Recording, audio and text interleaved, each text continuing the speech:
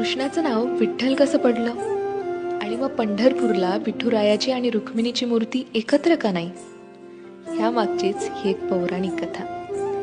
कृष्णा निजला निवांत, आठवली त्याला राधा, राधेला केले जादूने जिवंत, जणू काय झाली त्याला प्रेमबाधा. समोरून आली रुक्मिणी, कृष्णासंग राधास पाहिली, डोळे झाले लाल लाल, म्हणे मी कृष्णा सोडून चालली. कुठे गेली रुक्मिणी कुणास बाई ठाऊक, कृष्ण भटकतोय तिला शोधत, होऊन व्याकुळ भाऊक. पोहोचला बाई कृष्ण शोधत तिरी चंद्रभागेच्या, अन रुक्मिणी दिसली दिंडी रवनात पंढरीच्या.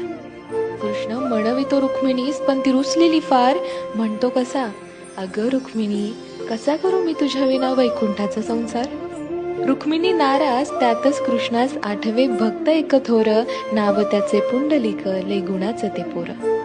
पुंडलिकाच्या घरी आली कृष्णाची गबाई स्वारी, पुंडलिक करीतो आई बापाची सेवा, ठेवून उभा विटेवर कृष्णाला दारी.